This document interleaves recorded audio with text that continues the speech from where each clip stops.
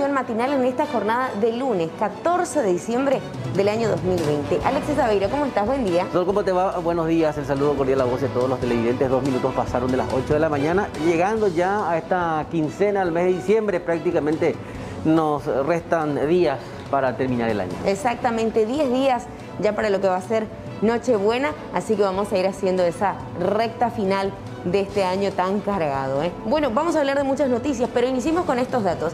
Día encapotado, pero está agradable, ¿eh? Jornada agradable, nuevamente la lluvia se vino con todo este fin de semana, causando todo tipo de estragos, muchísima humedad en el social. Fueron procesadas 3.854 muestras, 669 dieron positivas, todos casos comunitarios. Lamentamos informar 16 fallecidos y en total ya 1.953. 797 internados, 143 en unidades de terapia intensiva. 691 recuperados, sumando así 66.543. Total de confirmados 93.582.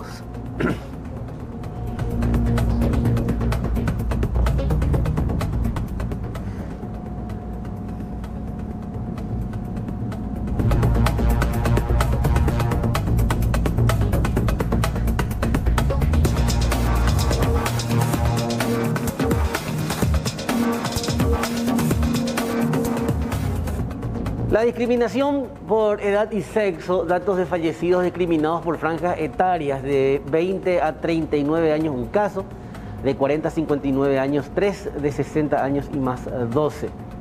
Por sexo, femenino 10, masculino 6.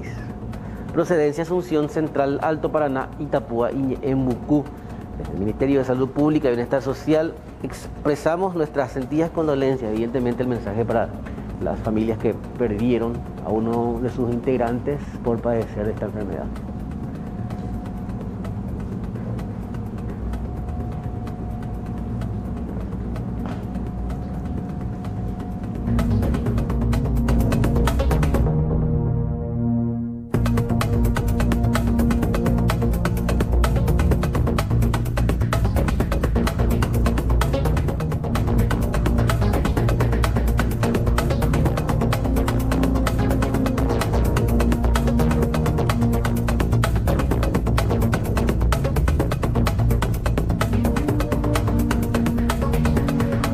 En esta jornada de lunes siempre es importante ir teniendo en cuenta los datos, las informaciones y recomendaciones que se tienen desde el Ministerio de Salud. Por eso estamos en contacto con la doctora Viviana De Gea, directora de Vigilancia de Enfermedades Transmisibles.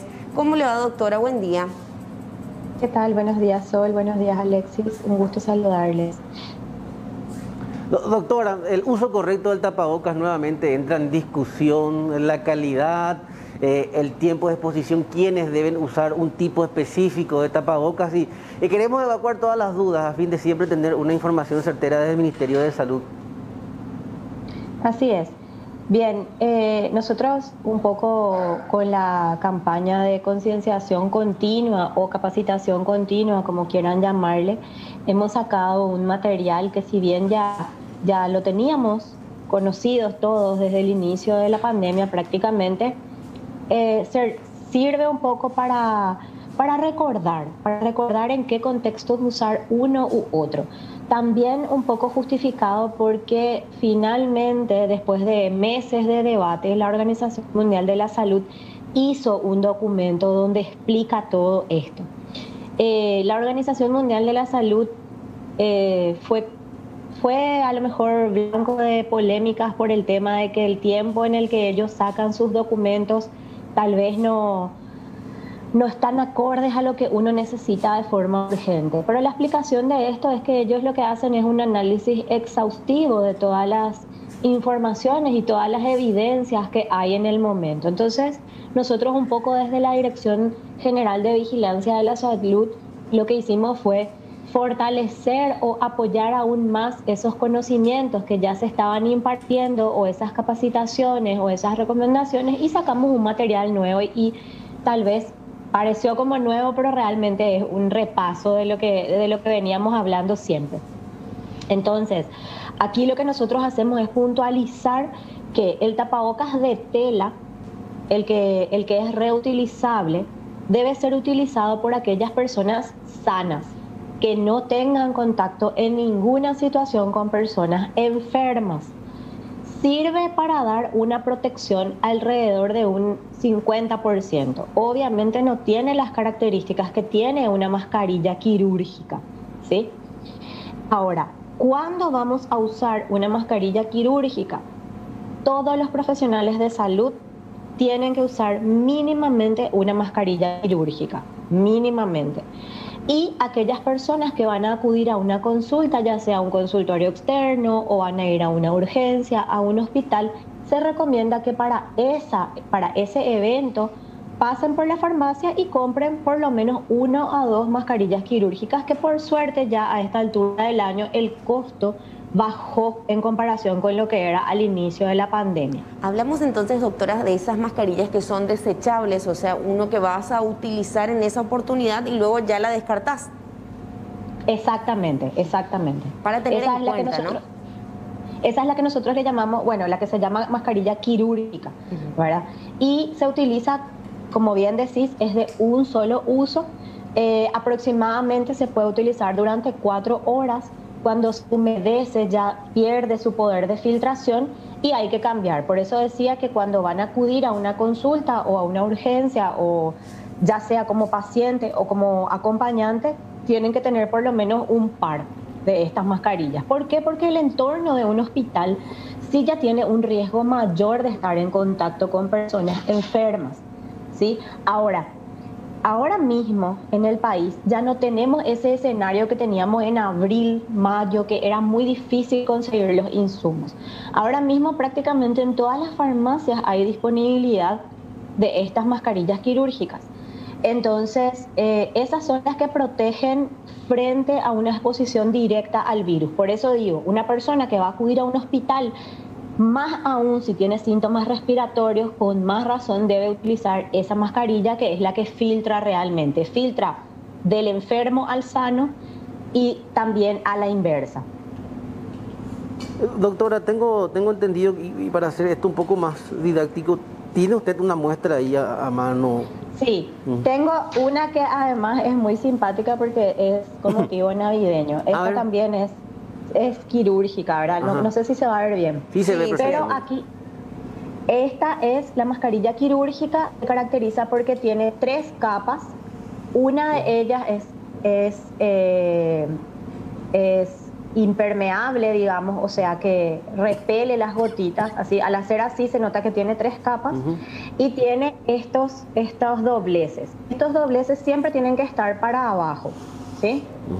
Esto que hice yo de tocar por adelante solamente lo hago para mostrar, pero estas mascarillas no se deben manipular por adelante. Cuando yo abro de la caja, lo que tengo que hacer es darle un poquito la forma aquí arriba del alambre, me coloco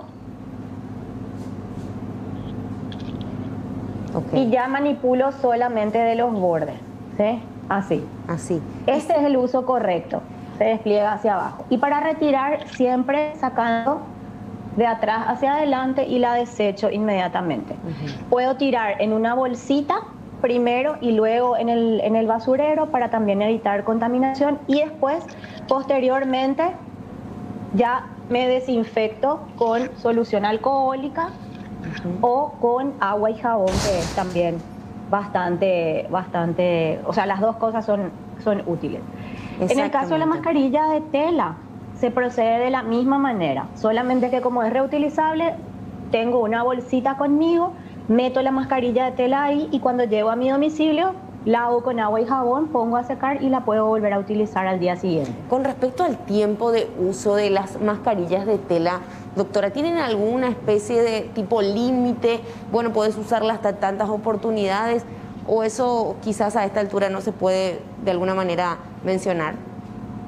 No hay un parámetro con respecto a las mascarillas de tela, pero lo que tenemos que tener en cuenta es que nos permitan respirar, que se adapten bien, no es que se estén cayendo constantemente, y que la tira me ajuste.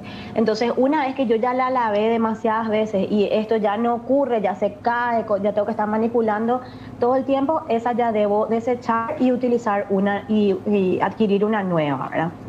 O sea, tiene que ser adaptable tiene que ser respirable y tiene que ser ajustable, digamos. Esas son las características que tiene que tener. A propósito del COVID, doctora, estamos teniendo un mes de diciembre con estas características en cuanto al clima, ¿verdad? Que son un clima muy propicio al de las enfermedades respiratorias. También impresionante después de cada lluvia la cantidad de mosquitos. ¿Cómo están analizando todo esto de salud pública? Sumala a eso el humo que producen los petardos. O sea, hablamos de situaciones que afectan directamente el aparato respiratorio. Y además, otra vez, encima, el tema del dengue. Así es. De hecho, que también estamos trabajando para generar materiales que permitan identificar o tener en cuenta que, al contrario, voy a refrasear, ¿verdad? Tenemos que tener en cuenta que las enfermedades virales en general pueden tener manifestaciones muy similares, aunque una sea el dengue, que teóricamente no tiene sintomatología respiratoria, y la otra sea el COVID, que es principalmente respiratoria. Hay momentos en donde se pueden mezclar los signos y síntomas, por lo tanto estamos también trabajando para informar esto a la comunidad y también al personal de salud. Estamos entrando en una época donde, sin ser alarmistas, nosotros no queremos meterle miedo a nadie, sino que hay que ser realistas y la gente tiene que tener la información. Pueden circular ambas enfermedades y tenemos que saber que puede ser una u otra y que inicialmente puede ser difícil distinguir. Entonces, ¿qué tenemos que hacer? Tenemos que extremar los cuidados. Tenemos que, lo mismo que ya sabíamos el verano pasado, eliminar criaderos, usar repelente, notificar si tenemos fiebre, ¿verdad? Y ahora sumamos algo que toda la vida tuvimos que haber hecho, que era lavarnos constantemente las manos, y en este contexto de pandemia tenemos que usar la mascarilla y tenemos que tener la distancia física. O sea, son cosas que se van sumando, pero que todo es posible hacer. Hoy en día ya nadie piensa salir de su casa sin una mascarilla. Bien, acordémonos que el verano pasado tampoco teníamos que salir de nuestras casas sin tener nuestro repelente, ¿verdad? Entonces es una cosa más nomás. Te pones tu repelente, agarras tu mascarilla y salís. Tenemos que hacernos esa idea. Esta va a ser nuestra forma de vivir si queremos mantenernos relativamente con un verano relativamente bueno, ¿sí? Totalmente. Porque, como decís, las cosas se van sumando. Doctora, le agradecemos por su tiempo, por ser tan didáctica también a la hora de explicarnos puntos por puntos, así que vamos a estar seguramente en contacto con usted de nuevo en cualquier momento. Un gusto, cuando quieran. Que tengan buen resto de jornada. Gracias. La doctora Viviana De Gea, directora de Vigilancia de Enfermedades del Ministerio de Salud. Hablemos justamente de este contexto, lo que tiene que ver con el COVID-19 y las fiestas de fin de año. Estamos a 10 días de la Nochebuena. Y el doctor Guillermo Sequera habló también en varias entrevistas con respecto a cómo vamos a vivir estas fiestas tan importantes. Estas son las recomendaciones.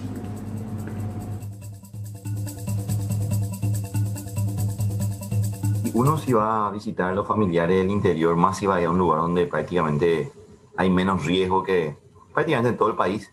Saliendo del área metropolitana hay menos riesgo. Acá en la área metropolitana el virus está con todo, ¿verdad? Depende de dónde va a ir. Si uno va a ir, obviamente, a estar con adultos mayores y todo ese tipo de cosas, los padres, los abuelos, los tíos, ¿verdad? Porque quizás uno es del interior y vive acá en Capital o en Central y quiere pasar la fiesta con ellos, con más razón, ¿verdad? Porque son ellos los que más sufren este problema del virus, ¿verdad? Cuando sí es que se infectan. Entonces, no está recomendado hacerse ningún test ni nada.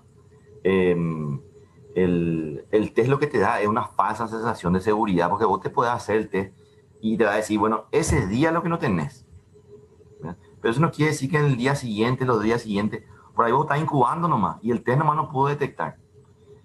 Y si querés hacerte, te haces, ¿verdad? Por una sensación también de salud mental, digamos. Hay mucha gente que se cuida demasiado, ¿verdad? Y necesita algo más. Se puede hacer, pero eso no te da 100% de garantía. A mí lo que me preocupa es la gente que se hace un test y entonces se hace el test para luego irse sin tapabocas, para ir a abrazarle a todo el mundo o besuquearle a todo el mundo. Cuando uno se hace el test para eso, lo que no ayuda en nada. Realmente genera más peligro. Ahora, si uno se va a hacer el test un poco para estar un poco más tranquilo, pero igual a tomar todas las medidas. Bueno, se puede hacer.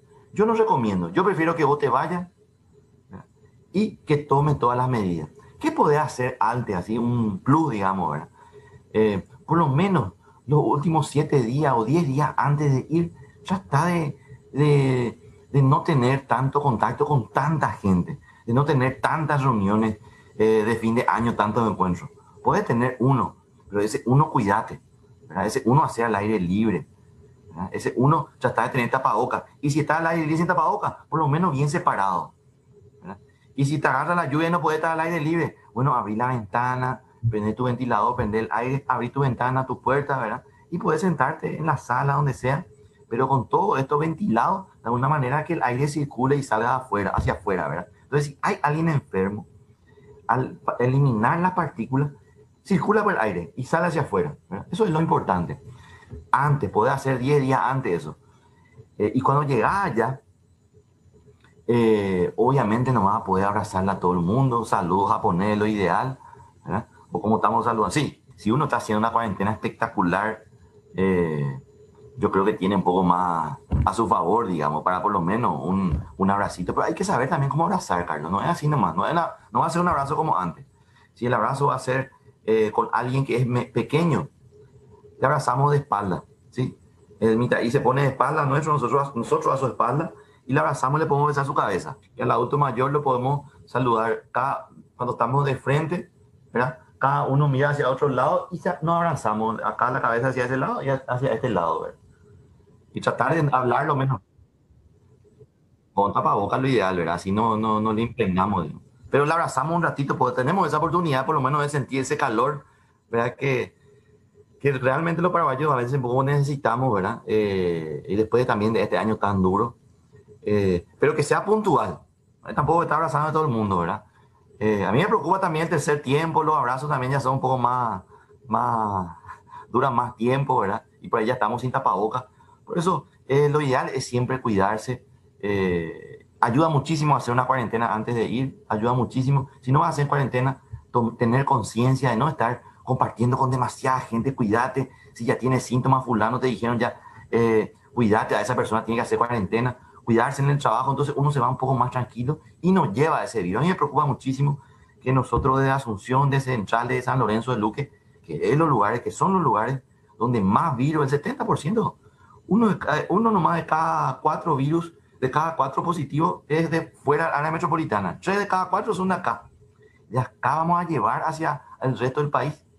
Eso es lo que me preocupa, ¿verdad? Bueno, importante los consejos del doctor Guillermo Sequera en este contexto a tener en cuenta a la hora de prepararse para estas fiestas, estos momentos tan especiales en medio de esta realidad que estamos. De un viejo conocido, delincuente por cierto, Hugo Marcelo Socal, o al menos sospechan que se trataría de él mismo, ya que aparece en estas imágenes de circuito cerrado, tortoleando, entre comillas, el vehículo perteneciente a la jueza Alicia Pedroso. Esto ocurrió en zona de Quesada, casi Mariscal López. El hecho había ocurrido frente a la iglesia Suesta, que está ubicado sobre Mariscal López y Seferino Vega.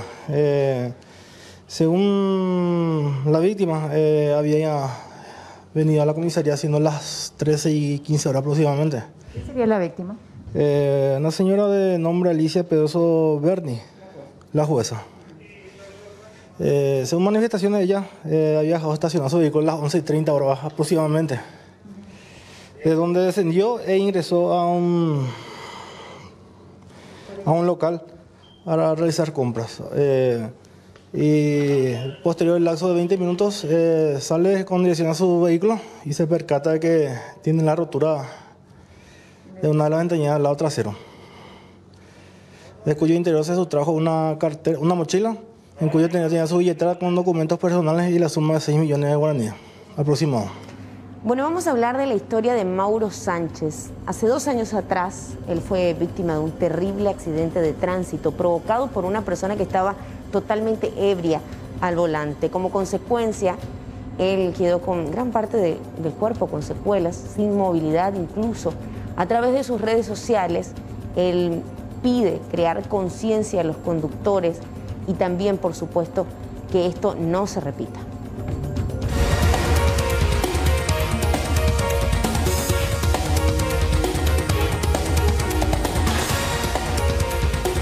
Mauro tiene 23 años y cursaba el segundo año de la carrera de Sistemas Informáticos. El 19 de diciembre del 2018 terminó de rendir su último examen y se disponía a regresar a su casa. Cuando iba a bordo de su motocicleta sobre la avenida Acceso Sur, fue embestido por el conductor de un automóvil que se encontraba en total estado de ebriedad, arrojando como resultado del alcotest 0,96. Debido a los severos golpes que el joven sufrió, quedó tetrapléjico y su vida dio un giro radical. A casi 2 años del hecho, pide justicia en su caso y además busca generar conciencia para que conductores no manejen alcoholizados.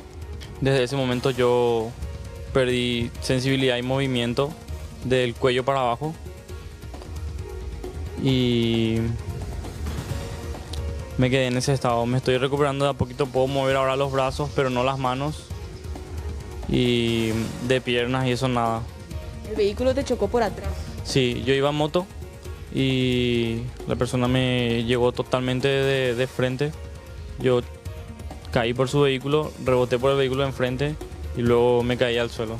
Eso es lo que me dijeron las personas, porque justo es una zona donde hay muchas lomiterías y había gente comiendo, o sea, cenando, entonces pudieron observar todo el hecho. La persona que te chocó estaba en estado de ebriedad y ahora está libre. Sí, de hecho que pasó un día en el calabozo y ya se le liberó y hasta hoy día no se hizo cargo de nada. Nosotros tenemos muchos gastos que afrontar y bueno, por eso estamos pidiendo justicia también. Y concientizar a la gente, porque esta época que llega es muy dura. Pasar en un hospital es realmente feo, se pasa muy mal, entonces por eso hicimos esta campaña también, para concientizar a la gente de que si van a manejar, que no tomen, porque es bastante peligroso. Bueno, me pongo como ejemplo, yo quedé muy mal, pero voy mejorando. De a poquito, es muy lento el proceso, pero voy mejorando. El diagnóstico médico de Mauro es una lesión medular nivel C4, lo que le imposibilitaba la movilidad desde el cuello para abajo. 6 meses después del accidente, Mauro viajó con su mamá a España para ser sometido a 2 cirugías de brazos, lo que le dio una posibilidad de que con el tiempo pueda mover las manos, y no pierde las esperanzas de ir recuperándose. Mauro decidió hacer público su caso a través de las redes sociales para crear conciencia en las personas, sobre todo en las fechas donde se acercan los días festivos y se da un alto consumo de alcohol, por lo que insta a los conductores a ser responsables a la hora de conducir.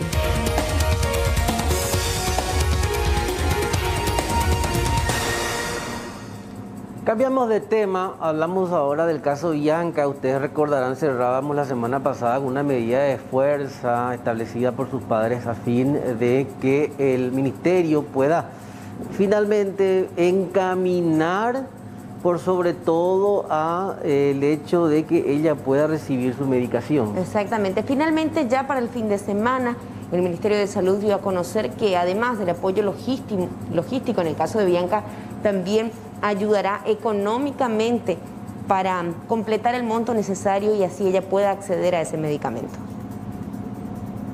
Quiero manifestar que mi intervención ha sido una directiva del señor ministro Dr. Julio Mazzoleni y de todo el Poder Ejecutivo, y en ese sentido quiero decirles que me han encomendado la misión de llevar adelante el proceso que conlleva este acuerdo, que empieza con el contacto directo que vamos a establecer con la empresa que produce este medicamento, pasando por todo lo que significa la cadena logística, la conservación, la aplicación efectiva del medicamento y por supuesto arbitrar los mecanismos necesarios para el ámbito financiero y poder de esa manera cumplir con la responsabilidad que le corresponde al Estado a través del gobierno responsable que consideramos somos nosotros.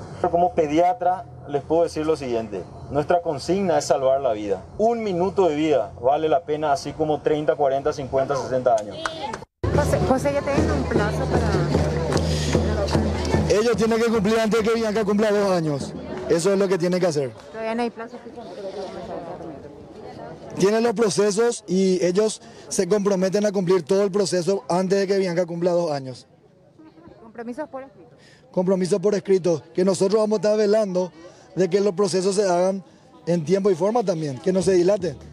Nosotros tenemos que recabar todo lo que tenemos ahora mismo de recaudación con los coordinadores a nivel país y a partir de ahí dar un cierre en caso de que se tenga que dar un cierre. Por eso necesitamos esperar que transcurra la operatividad del ministerio, porque si hay algo que nosotros veamos que esté mal, la campaña tampoco puede parar, porque Bianca se tiene que aplicar ese medicamento con o sin la ayuda del ministerio. Nosotros lo vamos a hacer. Ahora hay un compromiso, por eso nos vamos a la casa y vamos a esperar que ellos trabajen.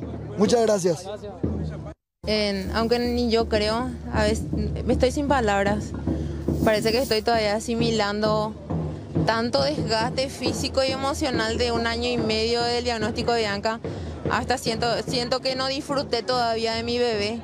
Así que eso es lo principal de que me da esa paz, ¿verdad? Que hoy, después de la aplicación de Bianca y después de que cumpla el Ministerio de Salud lo escrito, que yo pueda disfrutar de mi hija, de su rehabilitación, que yo pueda estar en su proceso de avance, pero sin preocuparme ya de ningún medicamento, de que se va a morir, de que el médico me diga esto, aquello, de que me cierren las puertas, de que incluso a veces pasábamos humillaciones, ¿verdad?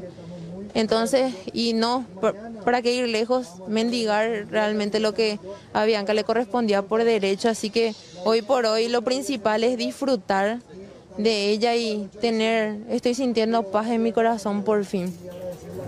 Hablamos ahora de la interpelación a la ministra de la Secretaría de la Niñez y la Adolescencia. Fue convocada por el Congreso Nacional a fin de evacuar algunas consultas. Hablamos de un cuestionario de más de 30 preguntas aproximadamente. Y para el efecto, la misma deberá llegarse hasta la Cámara de Senadores a partir de las 14:30. La jefa de la cartera tendrá que responder 35 preguntas, algunas referidas al aborto y el uso de la palabra género. Dicha petición fue impulsada por los cartistas, quienes expresaron su indignación ante la ausencia de la secretaria de Estado el pasado 23 de noviembre.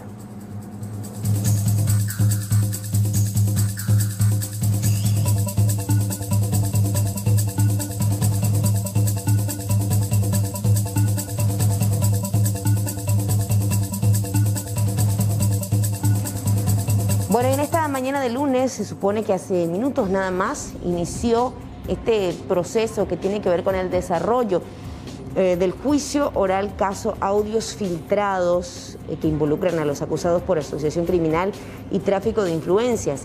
El ex senador Óscar González Daer, su ex secretario del Jurado de Enjuiciamiento de Magistrados Raúl Fernández Lipman, el ex senador Jorge Oviedo Mato y Carmelo Caballero. El juicio se encuentra en estos momentos en la etapa de producción de pruebas documentales. La Fiscalía presentó un informe de cruce y análisis de llamadas entre los procesados y el estudio fue realizado por el perito Sergio Salinas del Laboratorio Forense del Ministerio Público y revela las constantes llamadas que realizaron entre ellos los acusados en el 2017. Según resaltaron los fiscales, también involucrados Susi Riquelme, Natalia Guster y Rodrigo Estigarribia. Sin embargo, las defensas del ex senador de Fernández Lipman atacaron de ilegal el informe de cruces y análisis de llamadas.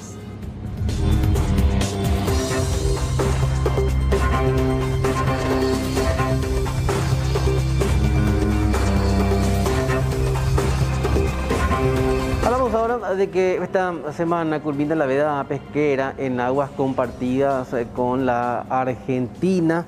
La prohibición inició el pasado 2 de noviembre y fenece el próximo día 18. Con esto se estima que unos 1.200 pescadores volverán al trabajo.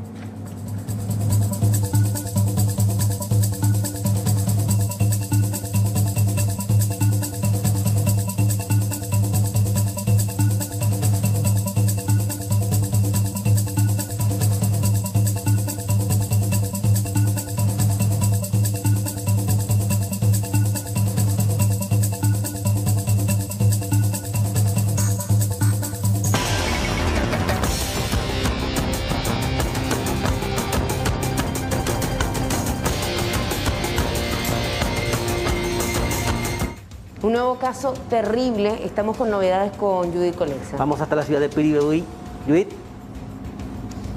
Gracias, Alexis Soli. Estoy en compañía acá de Erika Galeano, es la hija de la víctima fatal. Este hecho ocurrió lastimosamente ayer en horas de la tarde, cerca de las 18 horas más o menos, aquí en la compañía Yacareí de la localidad de Piribebuy. No quiero tomarle mucho tiempo a ella teniendo en cuenta la situación precisamente por la que están atravesando, pero ella amablemente se presta para hablarnos un poco acerca de lo que pasó ayer. Me mencionaba que hay celos de por medio. El hombre, que resulta ser el autor de este crimen, no aceptaba el fin de la relación. Erika, mira, de more me curiupeo.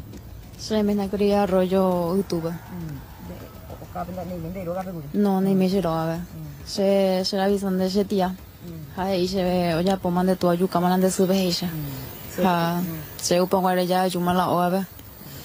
Ayuma to paso la tupa, bella de sarma. Se ya va directamente porque no hay mo, él ya po. Pero siento que la supuestamente la de tu amenaza, mo, la de su pejina curi. Sí. Feriado el día martes va a curi. Hey, supe la Neimo epa shero yukan ba haron boja opa itanga bete idia ba hejo. Se hace hana se sube mamá ya hana ya demanda pe hejo. Porque pete ya amenaza pe ya pon debe pa coi vai hejo. Tú en cualquier momento ya ponerle la cosa hejo. Roputa guri cueste dia los amor demanda yo aquí heite pe. Cueste ya. Los otra guri lo demanda yo.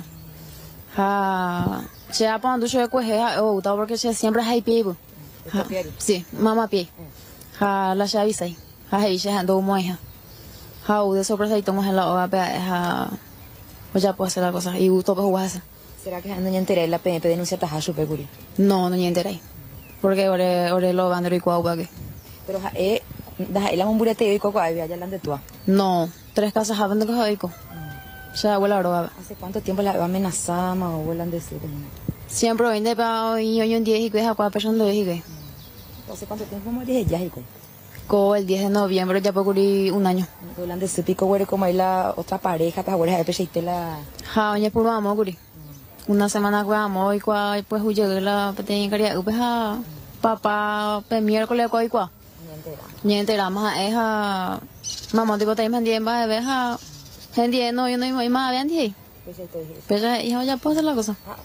Eso amenaza yo por mensaje, por llamada. Directo y te he hecho. Sí. Pena pimo, ahí lo ya potas aguri. No lo vimos ahí. Se no hay elemento de sorpresa y se ya raja en todo por ella ahí. ¿En qué momento pico la venderoga por ahí curimita? No tiene idea. Sí, soy marido de 3 años a otro de 12 años, la hoja chapana me por lo igual. Ha puta ahí y lo vea. En este caso la donde tú a Yeyucasa de hija ella. Sí, o peor ella pues la cosa la hizo roba. Pero la de profunda y heridas hoy por allá llevo. Destruir la de familia. O destruir mentalmente. No, los hijos de la familia, pero de familia es hijo de IPS y seguro. Porque para la más preciada de Cuagua. Sí, siempre voy a ahora es mujer trabajadora. ¿A qué te dedicas a ella? Empleada doméstica. ¿Cómo vas a coger? A Trinidad. ¿Monción, verdad? Sí. Todos los días hoy vivo. Viernes hasta domingo a la tarde. Entre 4 me viene la. Sí. Más de putata con anga. Con ocho hermanos de putata. Sí, porque la va a la fábrica Hortimbe. La putata de la caroreja. Sí. ¿Qué tipo de estudia, Erika? No estudia ahí más. Ella ya pone a cargo de hermanito, pues delante tú sabes, ¿no? Sí. Es la mayor. Es la mayor y no la cuñada puta. ¿Algo más que nos quiera decir, Erika? Eso es todo. La hora cual la hice por valorar jamás porque tu champán es de eso. Pues así. Bueno, muy fuerte, la verdad, Alexis Sol. Parte del mensaje que deja Erika, sí. Valoren a su madre, ¿verdad? Imagínense ustedes, ella hoy iba a ir con Claudia a hacer la denuncia en la comisaría con respecto a estas amenazas que se venían dando. Aparentemente había ya una orden de alejamiento, pero lastimosamente no se supervisó y este es el desenlace que se tiene aquí en Piribebuy. Y me detengo en eso, Judy, que decís. Orden de alejamiento, ya situaciones previas y no se actúa en consecuencia, ¿no? Hoy se iba a hacer la denuncia. Hay mucha gente que a veces sabe del contexto de las situaciones y tampoco quiere involucrarse, ¿verdad? Y en este caso sí se iban a animar que Qué triste que esto termine así. Sí, fuerte Erika, dentro de todo, porque ella es la que se tiene que hacer cargo ahora de sus hermanitos. 2 menores de edad estaban en ese momento en la casa, imagínense ustedes, Sol, una de 12 años y otro de 3 años, quienes a escuchar el grito de su madre salieron corriendo a pedir auxilio a los familiares. Estamos precisamente cerca de la casa de donde se dieron los hechos, que es la casa de la víctima, la señora Claudia Galeano Villasanti, de 39 años, y acá, Sol Alexis, se cumple nuevamente este patrón, ¿verdad?, donde hay denuncias de por medio, orden de alejamiento, reiteradas amenazas y el desenlace que lastimosamente termina enlutando a toda una familia y dejando huérfanos a 4 jóvenes que ahora van a tener que estar en poder de los familiares por parte de la madre. Están aquí incluso velando el cuerpo de la señora Claudia y bueno, y aquí ya ven ustedes, este es el ambiente. Demasiado triste todo, pero destacamos las palabras de esta joven que vino a contarnos cómo se dieron los hechos. El hombre intentó quitarse la vida posteriormente, pero tenía heridas superficiales nada más. Se fue después de asesinar a Claudia hasta su casa, que queda allí cerca, nada más la casa de la madre. Él intentó arrebatarse la vida dejando allí el arma homicida. O sea que el arma que él utilizó para asesinar a Claudia sería el que utilizó para intentar acabar con su vida. Ahora está hospitalizado en el Hospital del Trauma, según lo que nos mencionaba el jefe de la comisaría jurisdiccional. Judith, lastimosamente tenemos que hablar de un nuevo caso de feminicidio. No estamos cerrando el año, las estadísticas van creciendo y al término de este año, y más aún en diciembre, que se producen muchos hechos violentos, ahora hablar nuevamente de este caso realmente es lamentable. Gracias. Ha ocurrido mucho, principalmente en los últimos meses debido a la pandemia, y en el siguiente material te vamos a contar la historia de una mujer que inicialmente y por mucho tiempo se dedicó al rubro de los eventos. Una vez que, bueno, obviamente las circunstancias ameritaron un cambio, decidió inclinarse a otro rubro y hoy ofrece una gran cantidad de productos, tanto de frutas y verduras, en la ciudad de Lambaré.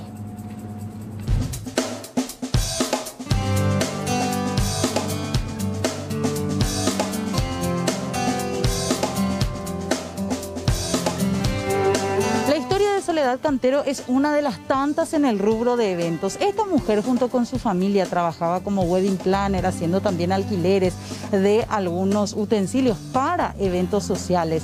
Con la pandemia se tuvo que reinventar completamente. Ahora vende frutas y verduras en su domicilio en Lambaré y también prepara canastas saludables. Tuvimos que reinventarnos de esta manera. Gracias a Dios, ¿verdad? Que encontramos qué hacer, ¿verdad? No dejamos caer los brazos, ¿verdad? No nos quedamos ahí sentados esperando que nos venga, ¿verdad?, de arriba. Dios nos iluminó, ¿verdad?, a través de otras personas y empezamos a hacer esto. Tengo 46 años y en 46 años la primera vez que supe lo que es tocar fondo. Y por eso veo que las cosas no pasan por casualidad. Dios se valió a otras personas que me dijeron, Sole, ¿por qué no haces, por ejemplo, algunas canastas de desayuno? Y dije yo, canastas de desayuno todo el mundo hace. Se me prendió, ¿verdad?, la lamparita, ¿verdad? Y dije, bueno, voy a hacer canastas, pero canastas saludables para el Día de la Madre. Me llamó mi cuñado y me dijo, Sole, no quiero que ustedes pasen necesidades. Si necesitas, no dudes. Dudé un poquito, pero después dije, no voy a... Yo podía haberle pedido, ¿verdad?, plata que me preste para que yo pueda surtir mi heladera para la comida de mi familia por un mes. Pero le pedí a lo mejor el mismo monto, pero en vez de consumirlo, todo lo que hice fue hacer trabajar esa platita, ¿verdad?, que me prestaron. Y con eso empezamos. Hicimos las canastas para el Día de la Madre, ¿verdad?, canastas saludables de frutas y también de verduras. Tuve la suerte, ¿verdad?, que la gente que nos conoce, ¿verdad?, que sabe mi rubro, la de mi marido, ¿verdad?, se reprendieron. Amigos muy cercanos, amigos de la escuela de mi hijo, el pequeño, sí. Yo estoy muy agradecida con ellos, ¿verdad?, que hasta ahora, ¿verdad?, me siguen ayudando de esa manera. Ellos comen, ellos se nutren a su familia, pero también nos están ayudando a nosotros. A todo esto se suma que Soledad estaba a punto, antes de la pandemia, de construir un salón de eventos en el patio de su vivienda. Esto no pudo ser posible y ella terminó abocándose a la plantación de verduras en ese mismo punto. Está la idea, ¿verdad?, de armar un salón, un patio de eventos en todo lo que es este terreno. Y La huerta en realidad empezó antes de la idea, ¿verdad? Del emprendimiento de las canastas, ¿verdad? Y de la frutería y verdulería. En realidad que fue antes. Fue primero allá en la parte de la esquinita. Y después empezamos a expandir más para acá, ¿verdad? Ya tuvimos la primera producción, ¿verdad? Y la gente al saber de que es natural, ¿verdad? Cero de fertilizante, totalmente natural, re ecológico, ¿verdad? Le gusta y se prendía. ¿Cuánto vos calculás que ahora el porcentaje que te estás ahora reactivando, que estás volviendo a trabajar en comparación a otros años? En la parte de eventos, 10%. 10%. ¿Y en este tiempo recibiste algún tipo de ayuda, algún tipo de extra, por así decir, en el sector de eventos, de ayuda del Estado? Nada, ¿qué ayuda? La ayuda son los tarifazos. ¿A qué número te pueden llamar, escribir si quieren hacer algún pedido? Sí, al 0981-151-182. 24 horas, trabajamos 24 horas. Con todo el pedido. Sí, de hecho, por la parte de la verdulería hasta las 12 de la noche recibimos pedidos. Entonces, al día siguiente ya hacemos las entregas, sí. Excelente. Y también en la parte de eventos, sí, estamos acostumbrados prácticamente a trabajar en todo el horario. Esta mujer lamenta no haber tenido la suficiente ayuda en el sector de eventos por parte del gobierno. Dice haberse sentido completamente olvidada. En esta época de verano, en donde ya prosperaban varios eventos sociales, ella tiene solamente un 10% de trabajo en el rubro en comparación a años anteriores. Por eso invita a toda la gente que quiera regalar o regalarse canastas saludables en estas fiestas que llame al 0981 15 11 82. La familia se encuentra trabajando en el barrio Pilar de Lambaré.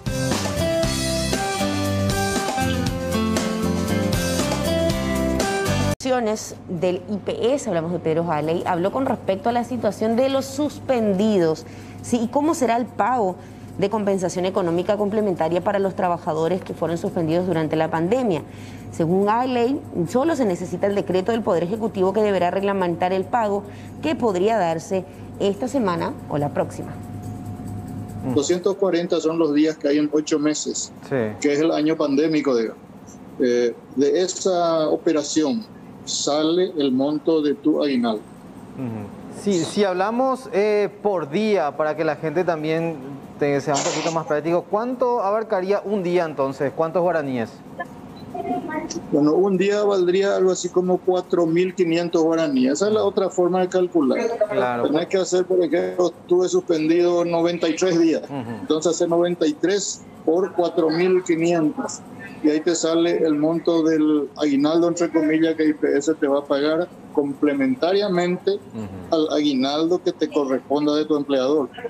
Don Pedro, ¿ya existe alguna fecha probable de cuándo podría iniciarse el pago de esta compensación o de este pago de aguinaldo? Y mira, nosotros propusimos en el proyecto de decreto reglamentario, propusimos hacer el 16 esta semana que viene. ¿Por qué? Porque el 20 de diciembre en toda la administración pública se cierran los procesos contables de imputación de pagos y demás cosas. Que justo cae domingo, entonces hasta el viernes tenemos tiempo para imputar este pago a la cuenta presupuestaria correspondiente. Después ya no lo vamos a poder hacer, Por eso es que tiramos esa fecha de que esta semana tiene que ser. Yo entiendo que el Ejecutivo se está moviendo en la misma dirección, en el sentido que nos están apoyando con la misma visión, como te dije, que es la que propuso nuestro presidente don Andrés Huetich, apoyar a la gente a través de este pago complementario. Bueno, don Pedro, ¿cuántas personas podrían ser beneficiadas y de cuánto hablamos en cuanto a presupuesto de esta ley de emergencia que se va a utilizar? Bueno, este aguinaldo va a beneficiar a 99.000 trabajadores. 99.000. Un poquito, creo que 10 menos, 98.990. Va a representar, de los 100 millones, va a representar 6 millones de dólares. Con lo cual llegaremos a una ejecución de 66 millones de dólares en total de esos 100 millones. Nos quedarán unos 44 aproximadamente para 34, perdón, para aguantar lo que creemos que se viene, que es la prórroga de la emergencia sanitaria en enero, febrero y marzo, los 2-3 meses, porque el año termina el 31 de diciembre y la ley de emergencia también deja de tener vigencia el 31, pero la pandemia sigue. Y yo creo que se va a prorrogar la emergencia sanitaria en cuanto a la compensación económica otros 3 meses. Don Pedro, y nos podría repetir, no sé si no escuché, pero ¿cuántas personas, cuántos asegurados van a ser beneficiados con este pago aproximadamente? 99.000. 99.000. Y ya se están realizando los cálculos pertinentes teniendo en cuenta de que son muchísimos y ya no va a ser un pago X para todos, sino que más bien se va a estar calculando persona por persona. ¿Quién se encarga, por ejemplo, de hacer esos cálculos y si ya se está haciendo, don Pedro? Nuestra gente de informática, que está afiladísima en este tema a raíz de este año, que fue todo un entrenamiento para nosotros en cuanto a velocidad y a transparencia, ya tiene totalmente calculado por persona y por día cuánto le corresponderá a cada trabajador. Eso ya está. Estamos esperando la luz verde del Ejecutivo y ahí disparamos automáticamente. Don Pedro, este pago que le vamos a llamarle aguinaldo, ¿va a ser aparte otra vez del pago que van a recibir, digamos, las personas suspendidas en el mes de diciembre? Claro, es aparte. Por eso tal vez se parece al aguinaldo, ¿verdad? El aguinaldo puede cobrar tu sueldo y puede cobrar tu aguinaldo. Por eso más o menos los muchachos le llaman aguinaldo. Y bueno, vamos a estar pendientes entonces, don Pedro, el 16 aproximadamente referías que podría comenzar ya esto de aprobar, digamos, lo más probable esta semana ya entrante el Poder Ejecutivo, si es que aprueba. Ojalá, les pedimos ayuda a todos ustedes también que hagan fuerza con nosotros porque esto va a beneficiar a mucha gente. Cambiamos de tema, vamos a hablar a lo que refiere a la Asociación de Familias con AME, que es la atrofia muscular espinal, un tema que venimos hablando por supuesto por el caso de Bianca, que tomó mucha notoriedad y es por eso que estamos en contacto con el ingeniero Marco Mendoza, el expresidente de esta asociación, y nos va a comentar un poco más de detalles, principalmente con lo que refiere al trato igualitario. ¿Cómo le va, ingeniero? Gracias por atender esta llamada. Buen día, Sol. Un gusto saludarte a vos y los saludo y respeto a la amable audiencia. Ingeniero, coménteme, ¿cuántos casos actualmente, como los de Bianca, que es el que estamos conociendo a nivel nacional, hay en nuestro país? Bueno, cuando arrancamos nosotros con el Registro Nacional de Pacientes, pudimos acceder a datos hasta cierto límite de fechas, más o menos desde el 2012 más o menos. Registramos un poquito más de 65 casos, 64 casos por ahí eran, de los cuales 46 aún siguen con vida.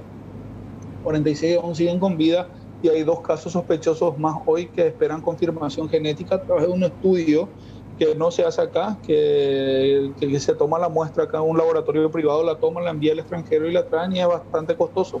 Entonces, bueno, esa es la situación hoy, 46 casos confirmados, incluido ahí el caso de Bianca, que es muy mediático, además de otros 2 casos más en espera de confirmación de niños que justamente son del interior del país. Ingeniero, con respecto al rango de edad, ¿hablamos de todos pequeños, de entre qué edades?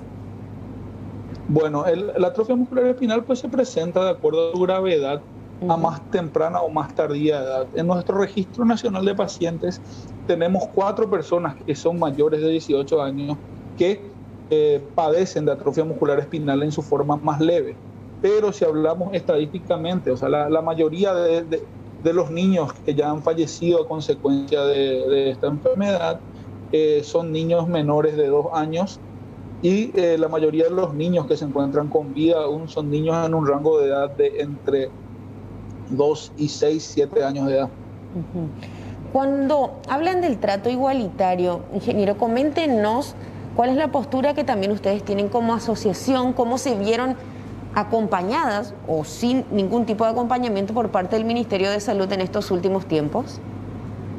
La postura que tenemos como asociación es la postura que siempre la tuvimos, que es una postura de una salud justa, una salud que tiene que llegar a todos y el derecho a la atención que tienen todos los niños con atrofia muscular espinal. Entendemos y aplaudimos que el Ministerio haya tratado y siga tratando hasta ahora a las niñas Agustina y Bianca con el tratamiento Spinraza, dándole la posibilidad a estas niñas de cambiar el curso natural de la enfermedad pero también entendemos que así como estas 2 niñas, los otros 44 niños más que están con la misma condición genética tienen el mismo derecho a ser tratados por el Estado, y no vemos válido como una excusa el hecho de que nos digan que no hay dinero para tratar a los niños. O sea, estamos queriendo poner trabas presupuestarias cuando, si bien sabemos que son medicamentos costosos, la Constitución obliga al Estado a ver los mecanismos necesarios para proteger la salud y la vida en general. Con respecto a esto, el tema puntual, y siempre se habló de la situación económica, ¿verdad? O sea, es un monto elevadísimo que familias de escasos recursos o cualquier persona, ¿verdad?, que tenga medianamente un buen pasar económico pueda acceder a ese tipo de medicamentos. ¿Siempre se ha solicitado, se ha insistido el Ministerio? ¿Qué respuestas han recibido en todos estos tiempos? Y mira, la misma respuesta de siempre: no hay dinero y hay que ver los mecanismos. Entendemos que están intentando hacer, pero mira, el Ministerio de Salud es una entidad que hoy básicamente no tiene recursos para cumplir su función. Es una entidad eunuca, sin la fuerza política que debería tener para golpear la mesa y destinar y generar el debate necesario en la nacional de cómo fondear la salud, porque esto va más allá de simplemente el tema de atrofia muscular espinal, que es un tema que desnuda la deficiencia general del sistema de salud, en el cual evidentemente, y no hablamos solamente de gente de escasos recursos, como dijiste, Sol, estamos hablando de personas que por ahí pueden tener un buen pasar económico, que simplemente sus hijos o ellos mismos tienen un cáncer y tienen que quedarse en la calle, vender sus casas, vender lo que tengan y endeudarse hasta el cogote para poder acceder a medicamentos oncológicos nomás, que si bien son caros, hablamos de rango de 20, 30 mil dólares. Cuando hablamos de la atrofia muscular espinal, hablamos de que el Estado paraguayo pagó por cada dosis de Spinraza que se le colocó ya a Agustina y a Bianca, que fueron 6 dosis cada una, 12 en total. En diciembre tienen que recibir, es la fecha en la que le toca nuevamente una dosis. Hablamos de 100 mil dólares por dosis. El medicamento del que tanto se habla ahora también, del Zolgensma, que es una terapia de dosis única, cuesta más de 2 millones de dólares, ¿verdad? Estamos hablando de medicamentos extremadamente costosos y que difícilmente por medios privados nomás pueda conseguirse, ¿verdad? Entonces ahí es donde necesitamos un sistema de salud equitativo, un sistema de salud bien fondeado que de manera justa distribuya los medicamentos basados en antecedentes científicos para saber qué es lo que conviene de manera igualitaria para todos. Aclaremos y aclaremos bien esto, por favor, porque a veces se quiere malinterpretar. Toda familia tiene derecho a hacer la campaña que quiera hacer, y la campaña que hicieron los padres de Bianca es para pararte y aplaudir de pie todo lo que hicieron por sus hijas y todo el dinero que juntaron para lo que ellos creen que es la mejor terapia posible para sus hijos, ¿verdad? La obligación de cualquier médico es colocarle sobre la mesa cuáles son los pros y los contras, los beneficios, los peligros de una terapia, y ellos como padres tienen que decidir. Pero tenemos que pensar, cuando hablamos de igualdad y de distribución igualitaria, tenemos que ver qué recursos tenemos en el sistema de salud, y de acuerdo a esos recursos, ver cuál es el mecanismo adecuado y la medicación adecuada, los tratamientos adecuados que puedan llegar de manera equitativa a todos los niños, porque estamos hablando de medicamentos como la Spinraza, que si bien nosotros pagamos 100 mil dólares por dosis, en Estados Unidos las aseguradoras pagan 125 mil, que es su precio full. Países como Argentina negociaron ese mismo medicamento a 30 mil dólares. Países como Canadá lo negociaron a 25 mil, España paga 70 mil. Hay un tercer medicamento, que la droga se llama Risdiplam, que tiene excelentes resultados, similares y mejores inclusive que el Zolgensma, pero es de dosis oral para el resto de la vida, y bueno, y se maneja que va a tener costos similares, pero hay que sentarse a negociar como gobierno. Eso es algo que se puede hacer porque muchos gobiernos ya lo hicieron. Ingeniero, ¿y ustedes desde la asociación se sentaron a plantear este tipo de alguna manera opciones, insistieron con respecto, porque mira, porque son montos realmente que tienen una diferencia, y hay una cuestión de voluntad que también debería partir desde el Ministerio de Salud para con los pacientes, porque hay muchos que ahora se están enterando que hay más de 40 niños en la misma situación que Bianquita, que hoy obviamente también están necesitando medicamentos muy, pero muy costosos. Correcto, no, esto se viene planteando ya desde el año pasado con el ministro. Se generó una mesa de trabajo. La primera consecuencia fue que salga este protocolo de atención de la resolución 71 del 2019 para atención a pacientes con atrofia muscular espinal. Pero y también seguimos insistiendo, o sea, se hizo la mesa de diálogo, empezamos a ver cómo íbamos a ver la forma de financiar y de qué ley teníamos que hacer, si es que utilizábamos la FONARES o hacíamos una ley nueva que introduzca, que cubra la AME, ¿verdad? O sea, lastimosamente, y debo decir lastimosamente entre comillas, la Cámara de Diputados, por algún motivo muy poco pensado, se apuró en meter las FONARES a través de la que llamaron Ley Bianquita. Y bueno, yo me hago responsable de lo que voy a decir, porque estos diputados quisieron agarrarse de eso para hacerse pasar por sensibles y tomaron una decisión muy poco pensada. Pues la FONARES está desde el 2011 y no sirve para un cuerno, está muerta, porque no hay acciones políticas para que funcione, y las binacionales, que son los principales solventadores de esta ley según su escrito, han interpuesto recursos de inconstitucionalidad para no solventarla. Bueno, ok, se aprobó esa ley, ya tenemos la ley, no hay ningún problema. Hoy no sirve como está. Empezar a hablar de hacer otra ley va a hacer perder el tiempo. Hoy tenemos que agarrar esa ley, modificar las FONARES y hacer que sea útil para que pueda ser aplicado en las patologías que esta indica. Y ese es el camino que venimos siguiendo. En la ley esta se promulgó, la ampliación de la ley FONARES que introduce a la AME entre las patologías afectadas se promulgó el 5 de julio. Sí. 5 de julio, el 6 de julio nosotros estábamos presentando ya nota mediante el Ministerio de Salud pidiéndole que se constituya de manera urgente según manda la ley, y al Ministerio de Hacienda que constituya de manera urgente también una cuenta en el Banco Central para recibir los fondos como manda la ley. Ambas notas no han tenido respuesta aún, evidentemente configuran esto una negación tácita, y bueno, esto ya fue llevado al Congreso Nacional, ya fue tratado en la Comisión de Derechos Humanos del Senado paraguayo, y si esto sigue, o sea, los caminos que van a terminar siguiendo va a ser que vamos a tener que llegar a instancias internacionales como la Comisión Interamericana de Derechos Humanos o la Corte Interamericana de Derechos Humanos, donde la República del Paraguay se va a tener que hacer responsable de la muerte de niños que no han sido atendidos en el mismo periodo en el que 2 niñas fueron atendidas como deben ser atendidas, insisto, y deberían seguir siendo atendidas, pero no han sido atendidos Dante, no han sido atendidos Christopher, se murió Sarita también, se tuvo que morir Berenice, Matías Alexander se tuvo que morir, se murió Toby, se murió Willy. Es triste que te tenga que estar citando nombres de niños que van muriendo en la orfandad de una atención integral del Estado, o en el cual el Estado elige a quién atenderle por el ruido que haga o no en prensa, y eso me parece aberrante. A mí me parece aberrante que padres en su lucha por mantener con vida a su hija tengan que estar amarrándose a ministerios para exigir ese derecho tan básico de esa niña, que es el derecho a la vida y el derecho a la salud. Totalmente. Ingeniero, lo que ha mencionado en el último tramo de la entrevista a todos nos sensibiliza, ponerle un nombre a aquellos niños que ya partieron y no tuvieron la posibilidad. Son niños que están, y te puedo decir nombres de niños que están esperando el resultado. Te puedo hablar de un Mateo que le pregunta a su papá por qué pico no puedo caminar, o mami se cae la cabeza, no puedo más aguantar. Te puedo hablar yo desde la experiencia de un hijo que falleció a consecuencia de esta enfermedad antes de que haya tratamiento.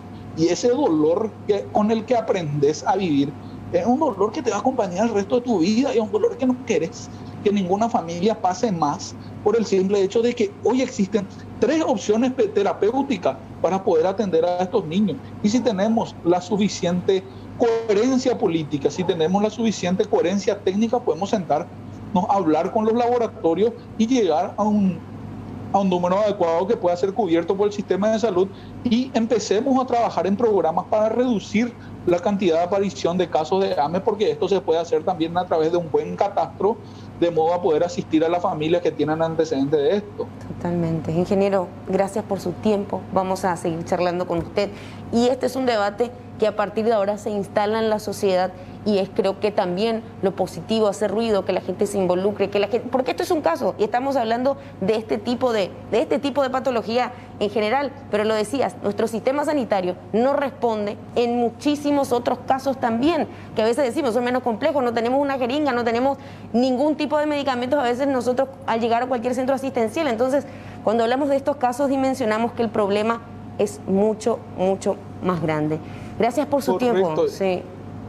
Correcto, gracias a ustedes, a la familia Ame Fuerza y al pueblo paraguayo, tengamos la fuerza también de querer cambiar esto y de saber que no tenemos por qué estar robando por un derecho tan básico como es la salud y como es el derecho a la vida, que está consagrado en nuestra institución. Las autoridades deben brindarlo y yo quiero que cada paraguayo no se vaya a dormir pensando que hay familias que tienen niños con AME o que yo tengo niños con AME, etcétera. Yo quiero que se vayan a dormir con la tranquilidad de que si necesitan sus hijos o necesitan ustedes atención médica, sea una simple cama de terapia intensiva para un cuadro respiratorio, o sea, una atención oncológica o enfermedades lastimosamente graves como la AME o la fibrosis quística, tengamos el sistema de salud que los cubra de manera adecuada, con los fondos necesarios para esto y con los controles adecuados para que el dinero se gaste de manera... Jornada de lunes.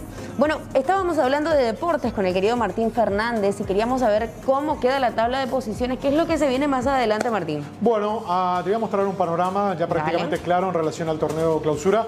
Vamos a ver la tabla de posiciones y a definir qué equipos ya están en la liguilla final. Cerro, evidentemente, con 19 puntos y puntero, ya está metido en la fase final de este torneo clausura. Nacional con 18 en misma situación, clasificado. Olimpia y 12 de octubre, ambos los dos, como suelen decir, también ya están. Libertad y Guaraní, hasta ahí esos 6 equipos ya son inalcanzables para los que vienen un poco más atrás peleando por algún lugar. O sea que esos 6 ya estarían en la liguilla. Falta definir 2 lugares que va a ocurrir en la última fecha. Guaireña, que tiene 14, y Sol de América, que tiene 13. Hasta ahí, si hoy termina el torneo, tanto Guaireña como Sol juegan la liguilla. ¿Qué va a pasar? San Lorenzo, que tiene 11 de ganar en la última fecha, y si hay una combinación de resultados también podría ingresar. Lo mismo para el Sportivo Luqueño. Luqueño va a jugar con Sol de América, con un rival directo.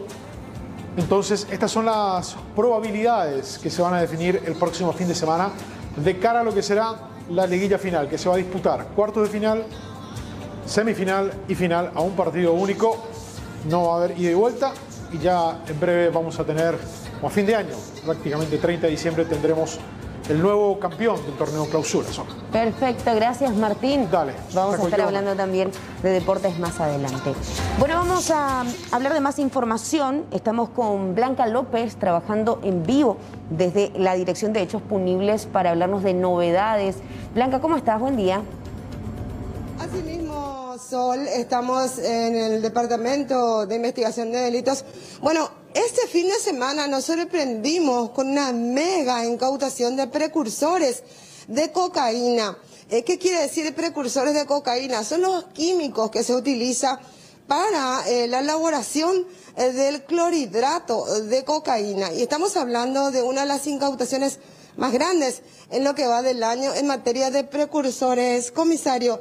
Si bien lo que se incautó es una mercadería relativamente legal, pero en su tránsito no presentaron las documentaciones. Sí, buen día Blanca, la audiencia. Exactamente el sábado a la noche se hizo un trabajo bastante importante en el Chaco, la incautación del camión y con la cantidad de casi 16.000 litros de acetona. Se comunicó al Ministerio Público y ahora está para venir a Asunción. Solamente algunas diligencias se está desarrollando en este momento para que se pueda traer el camión con todo el producto a Asunción y darle la garantía suficiente. También quiero mencionar que un trabajo bastante importante que se ha desarrollado gracias a unos datos de inteligencia que se tuvo, que un vehículo tendría que partir de acá para Bolivia, y el día sábado se logró la incautación. De acuerdo a los datos fue del área central, de acuerdo a lo manifestado por el conductor del camión, que alguien le entregó una mercadería como aceite, un aceite para vehículo, para llevar a la zona de Agua Dulce, Chaco, pero de acuerdo a las informaciones recabadas, directamente iba a Bolivia el camión con ese producto. Esa es la información que por el momento maneja la policía y el Ministerio Público. Sol, decíamos que es una mercadería legal, porque es acetona. Acá en nuestro país se utiliza para hacer quitasmalte, es lo mínimo que se utiliza, pero también se utiliza para procesos que tienen el cuero, es decir, muchas veces ya ha caído precursores de cocaína, entre ellos acetona y otros ácidos que se utilizan, pero en este caso no contaba con las documentaciones. ¿Qué pasa? Hay veces, comisario, se vende la acetona para algo legal, pero en realidad se va a Bolivia porque en Bolivia tiene más controles. Sí, esa pregunta, Blanca, si me permití, quiero pasarle al comisario que maneja mejor la cuestión técnica y la parte jurídica. Comisario Ábalos, en relación a la importancia y el valor que tiene la acetona dentro de lo que significa la producción de la cocaína. Sí, es uno de los principales precursores químicos que se utiliza para la elaboración de la cocaína en Bolivia, en Colombia y en Perú. Entonces, como este producto no estaba circulando con la documentación debida, podemos suponer que se está yendo en forma clandestina hacia Bolivia para utilizarse para la fabricación de clorhidrato de cocaína. Hay que tener en cuenta siempre que es un producto controlado tanto en forma comercial en Paraguay y en Bolivia más todavía, ya que en esa zona se produce la cocaína. Así como también ellos tienen controlado el permanganato de potasio, hasta el combustible ellos controlan porque se utiliza mucho para la elaboración de la cocaína. Entonces es para nosotros un cargamento muy importante. Hay que tener en cuenta que la cocaína luego baja a Paraguay. Tenemos también consumo y también somos un país de tránsito. Entonces es un importante cargamento incautado por la Policía Nacional. ¿Podría darse también, comisario, que de repente Paraguay le envía los ácidos que se utilizan para la cocaína y que después eso vuelva a Paraguay ya convertido en cocaína propiamente dicho, tipo un canje? Y sí, los grupos criminales siempre tratan de abastecerse de la materia prima para la elaboración. Y como ustedes sabrán, estos productos químicos se producen prácticamente en otros países y al pasar de frontera a frontera, ahí los grupos criminales utilizan esto como un contrabando. Y entonces la cocaína que se elabora en Bolivia, ustedes sabrán que nosotros somos un país de tránsito. Entonces la Bolivia, que si la cocaína baja hacia Paraguay, va al Brasil, a Argentina y a Chile.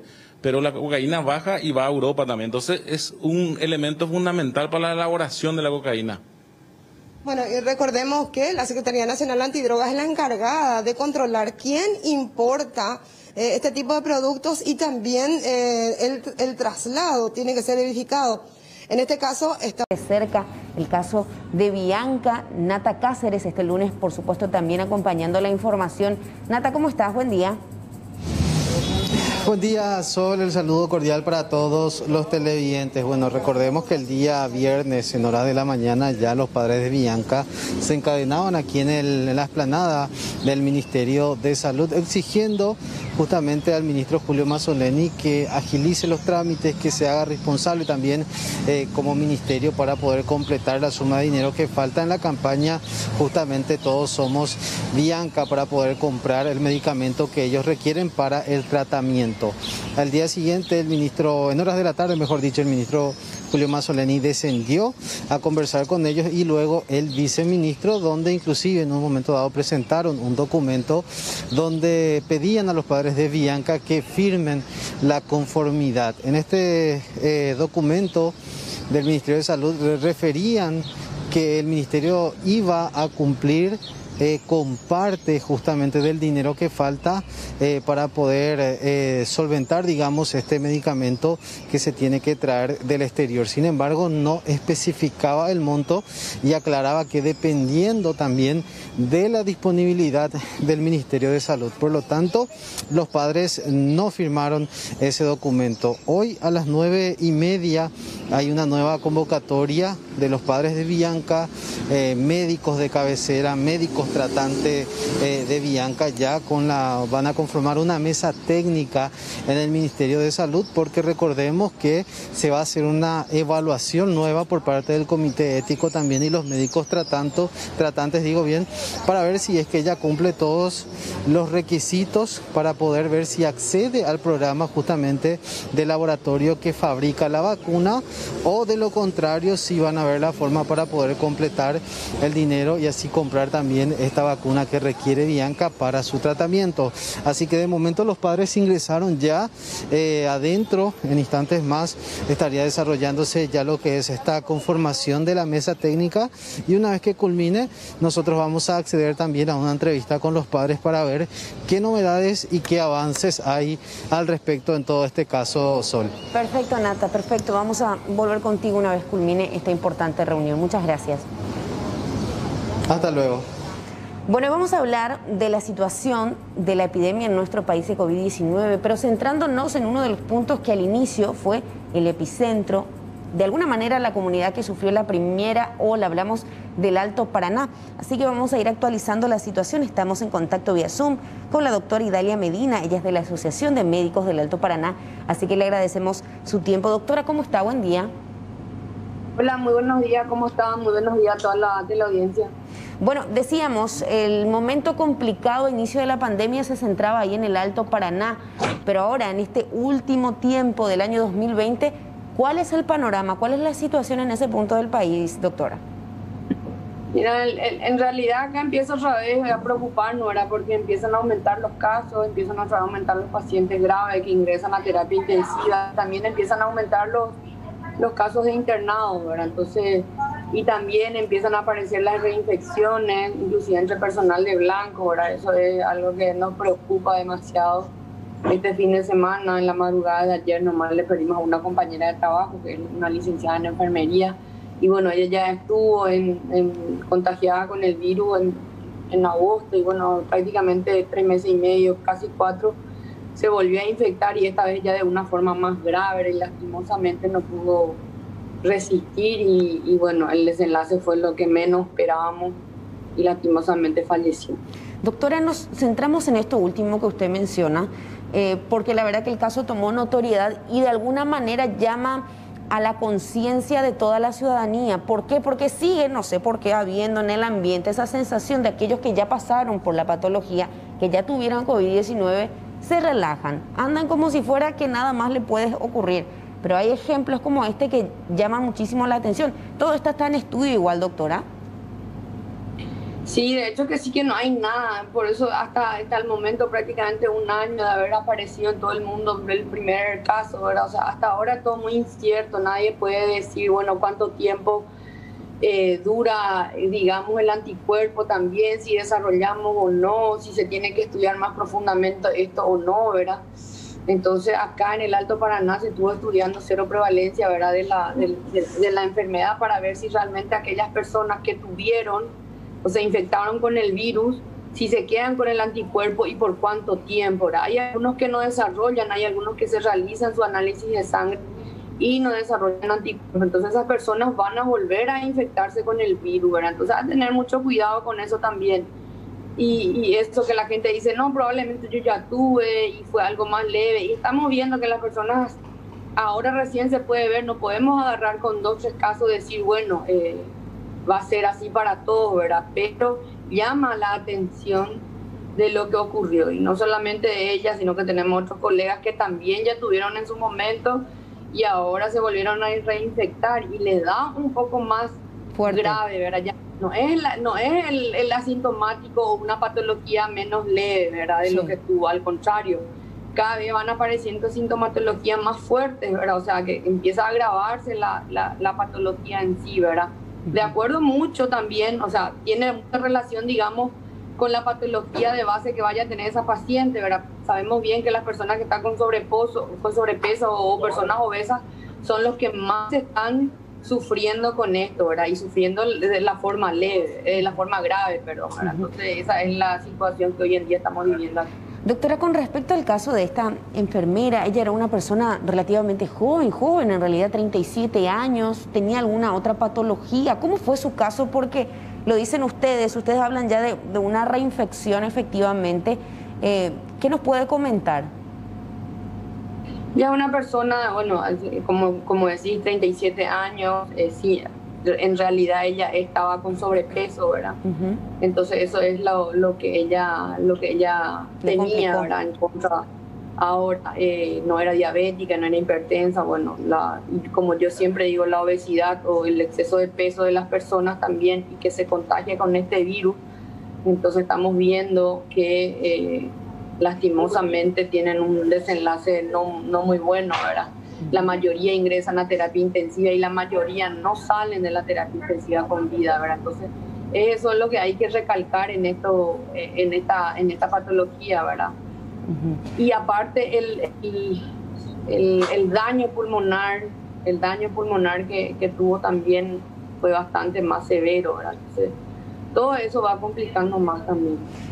Hoy el intendente de Ciudad del Este, Miguel Prieto, hablaba de que un miembro de su gabinete volvió a tener todos los síntomas de COVID-19 y dio nuevamente positivo luego de 3 meses de haber tenido esa famosa inmunidad que se le dice, ¿verdad? O sea, ¿están al tanto de que se van sumando casos sospechosos con estas características, doctora? Y actualmente, según el reporte de la 10ª región sanitaria, están investigando 10 posibles casos de reinfección aquí en el departamento, ¿verdad? Entonces, es algo que preocupa, como yo digo, ¿verdad? Tenemos que ver realmente si qué es lo que está pasando. Probablemente no haya desarrollado los anticuerpos, o estamos viendo también que la mayoría que se reinfectaron fueron aquellos pacientes que en su momento tuvieron una sintomatología leve. ¿Está? Entonces, ahora que vuelven a tomar todos los cuidados y bueno, probablemente vaya a una enfermedad más moderada o grave, ¿verdad? Como estamos viendo, como está ocurriendo ahora. Esto se da con mayor frecuencia, hablamos del aumento de los casos en los últimos tiempos, doctora, luego de que, bueno, se abrieran se dejaran de lado varias restricciones, tiene que ver un poco con los trabajos en la frontera, se está controlando. ¿Cómo ven ustedes eso? Mira, en realidad el tema de todos preguntan, ¿verdad?, si esto va relacionado a la reapertura del puente o no, ¿verdad? Yo creo que esto más por la inconsciencia de la ciudadanía, ¿verdad? Porque no somos disciplinados y organizados al principio, porque acá los turistas vienen, compran y se van. Sí.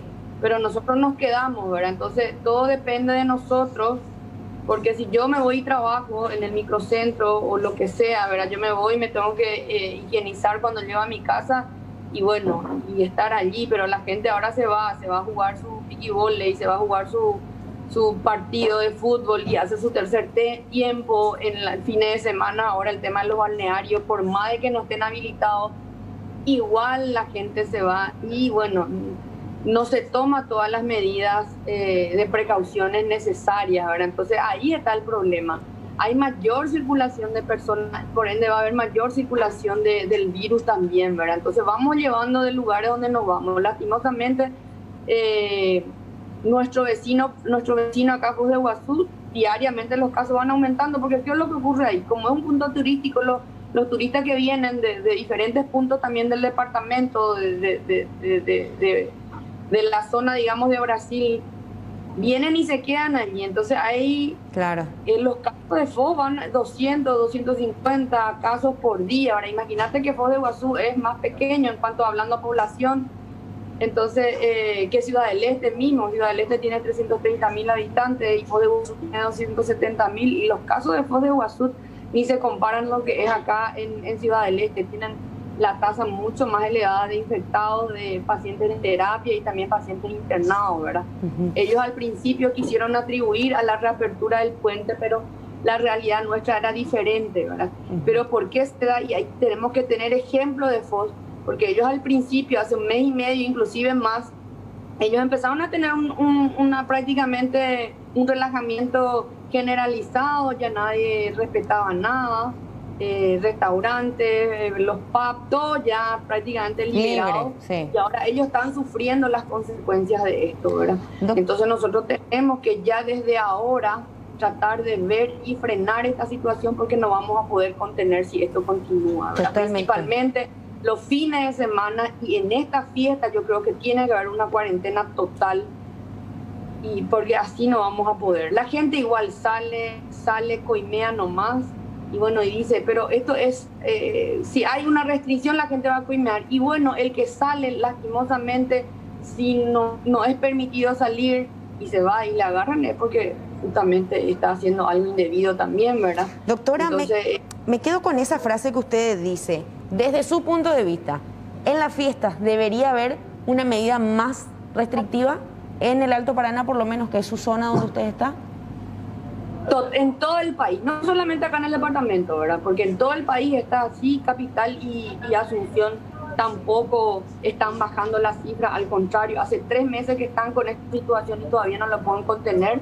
Yo creo que a nivel país tiene que ser, no solamente en un departamento, a nivel país tiene que ser esto, no solamente para un sector ya otra vez, esto tiene que ser a nivel país, tiene que ser un decreto nacional, ya desde ahora, o sea, tratar de ir, porque si no vamos de balde, vamos a lamentarnos después de Año Nuevo, después Navidad o Año Nuevo, ¿verdad? Esto tiene que ser ahora, ya se tiene que tomar alguna medida al respecto, porque si no, esto no vamos a poder contener ya otra vez, ¿verdad? Acá, como yo le digo a la gente, nosotros y contra el mundo, porque hoy en día ya no hay pacientes para derivar, al contrario, se está recibiendo, y porque yo hablo con los colegas, se están recibiendo pacientes de otros departamentos que no tienen como para poder dar atención a los pacientes de COVID positivo, porque no es solamente diagnosticar, y bueno, el tratamiento también exige mucha preparación, exige muchos elementos, ¿verdad? Entonces, lastimosamente, muchos de los departamentos no están teniendo condiciones de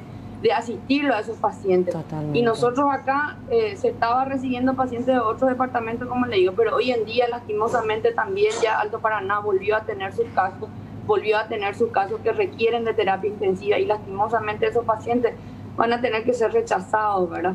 Y no tienen lugar donde irse. Es una realidad muy triste, pero eso es lo que está pasando, y esto va a empeorar si no se toma una medida desde ahora, aunque sea por 15 días, una medida más restrictiva, digamos, ¿verdad? Le escuché al ministro decir que durante esta fiesta no iba a haber restricciones, pero yo creo que tiene que haber.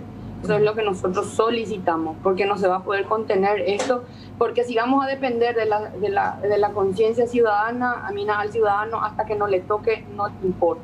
Doctora, totalmente. Muchísimas gracias por su tiempo, por esta entrevista, y mucha fuerza a todo el personal de Blanco del Alto Paraná. Hasta luego. 10 de la mañana, 3 minutos, avanzamos y las otras documentaciones que generalmente se requieren para circular. Eso empezamos también a trasladarlo, digo bien, con el director de la patrulla caminera, quien habló más temprano con nuestro medio con respecto a esto. Habló el director operativo, Florencio Vargas. Solamente al efecto de evitar la aglomeración de las personas, no significa que no vayan a actualizar. De prórroga en prórroga andamos, director.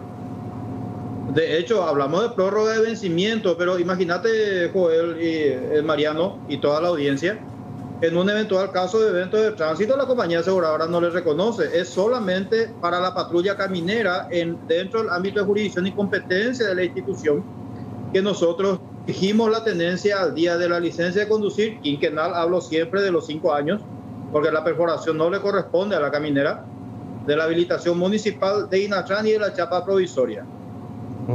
Director, ¿se tiene hasta el momento contabilizadas cuántas personas faltan todavía por regularizar su situación? Y mira, hablar de números sería muy irresponsable para mí, pero te puedo hablar de un promedio. Sí. Hablamos de un aproximado de 5% probablemente de lo que se controla, a lo mejor es menos también. La gente va a los municipios, pero siempre tenemos los fenómenos de que algunas personas esperan luego la prórroga para ir al municipio. Pero hay una situación con esto, Joel, Mariano. Sí. La situación es que de igual manera se va a pagar 2 veces. Porque en junio vencen las documentaciones, y si de repente hoy la patrulla caminera da un plazo de 30 días para el paraguayo, parece que nos lleva a otro lado. La gente piensa que con las prórrogas las personas pueden circular con su documento vencido. La prórroga es solamente al efecto de evitar la aglomeración de las personas. No significa que no vayan a actualizar. De prórroga en prórroga andamos, director. De hecho, hablamos de prórroga de vencimiento, pero imagínate, Joel y Mariano y toda la audiencia, en un eventual caso de evento de tránsito, la compañía aseguradora no le reconoce. Es solamente para la patrulla caminera dentro del ámbito de jurisdicción y competencia de la institución que nosotros dijimos la tenencia al día de la licencia de conducir quinquenal. Hablo siempre de los 5 años, porque la perforación no le corresponde a la caminera, de la habilitación municipal de Inatrán y de la chapa provisoria. Director, ¿se tiene hasta el momento contabilizadas cuántas personas faltan todavía por regularizar su situación? Y Y mira, hablar de números sería muy irresponsable para mí, pero te puedo hablar de un promedio. Sí. Hablamos de un aproximado de 5% probablemente de lo que se controla, a lo mejor es menos también. La gente va a los municipios, pero siempre tenemos los fenómenos de que algunas personas esperan luego la prórroga para ir al municipio. Pero hay una situación con esto, Joel, Mariano. Sí. La situación es que de igual manera se va a pagar 2 veces. Porque en junio vencen las documentaciones y si de repente hoy la patrulla caminera da un plazo de 30 días para el paraguayo, parece que nos lleva a otro lado. La gente piensa que con las prórrogas las personas pueden circular con su documento vencido. La prórroga es solamente al efecto de evitar la aglomeración de las personas. No significa que no vayan a actualizar. De prórroga en prórroga andamos, director.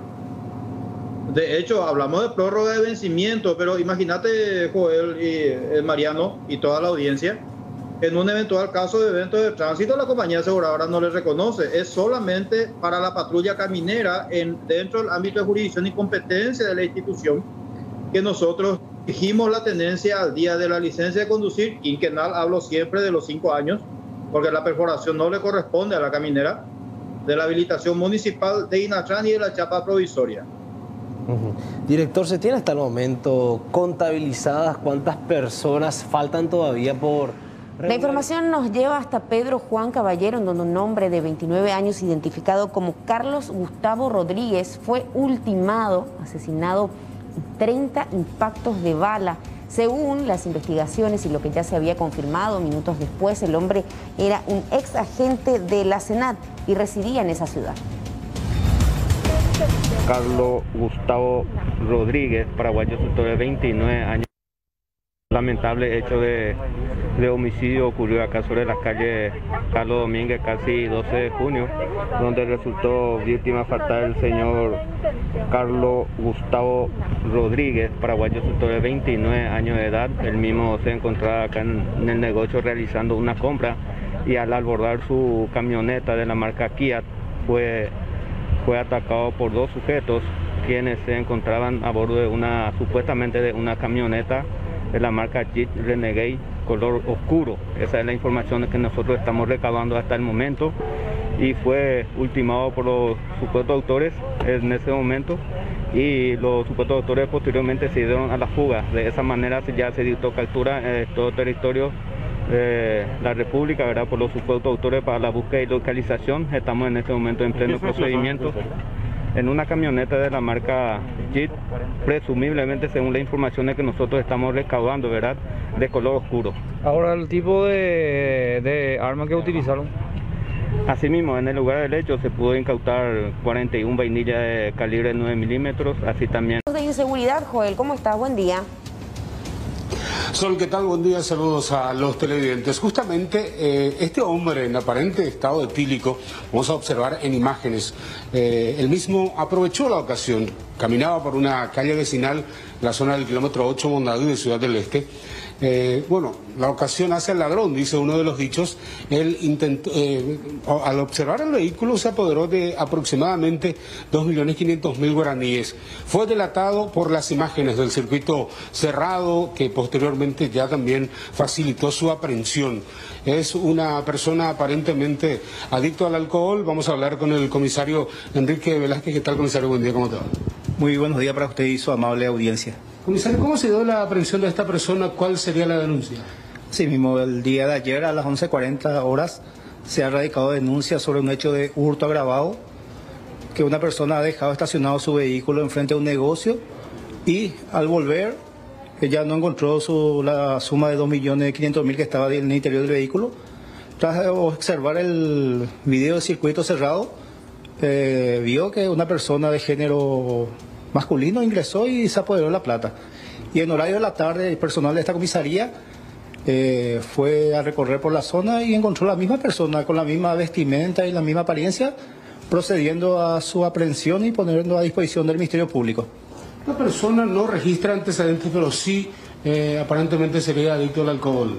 Asimismo, la persona aprehendida no registra antecedentes, pero según sus familiares es un adicto al alcohol. Entonces hizo porque la ocasión se dio nada más. Así mismo, como se observa en el video, vio que había la oportunidad y ingresó al vehículo y se apoderó la cantidad de suma denunciada. Esta segunda persona, comisario, que se observa allí en imágenes, ¿se lo puede identificar hasta ahora qué es lo que se sabe de él? Y los investigadores ya están tras los pasos, ¿verdad? Parece que es un cómplice. Y vamos a tratar de aprenderle también y ponerla a disposición del Ministerio Público. Gracias, comisario, por estos detalles. Ahí está la versión también. El hombre ya está a disposición fiscal para avanzar con las investigaciones, mientras también se sigue buscando el presunto cómplice de este hecho. Lo cierto, lo concreto, es que esta persona, bajo efecto del alcohol, se llevó 2.500.000 guaraníes de la víctima, que estacionó justamente su automóvil para ingresar a un local comercial, y al salir ya se percató que la suma de dinero no se encontraba en el habitáculo del rodado. Bueno, identificado, detenido y finalmente seguro ya todo a disposición del Ministerio Público. Joel, muchísimas gracias. Hasta luego. De la entrada justamente de este local ocurría un poco más temprano, estábamos ahí en la zona de Capiatá. Este es el reporte al respecto.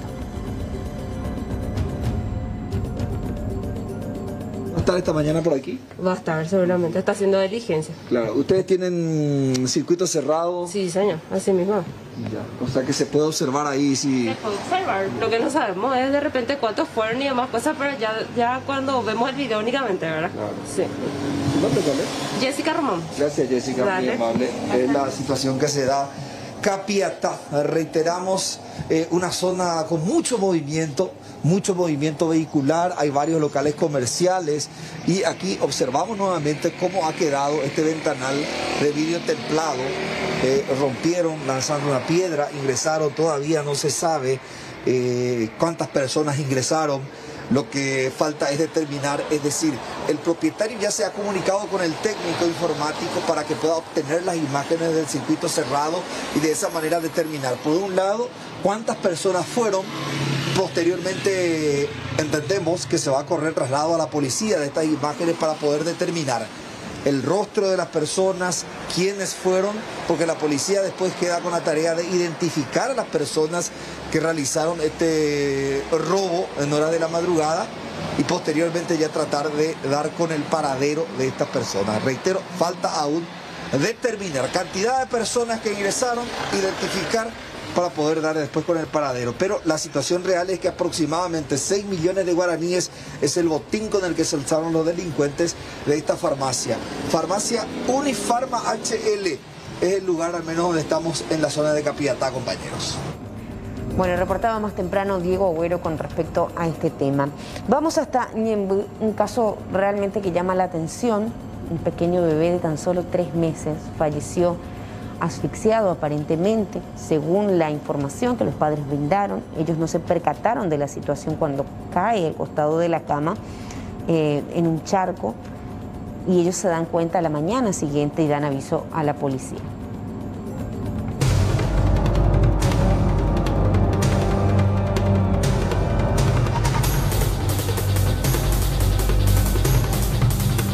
En esta precaria vivienda es donde se produjo un terrible accidente. Un bebé de tan solo 3 meses de edad falleció por asfixia.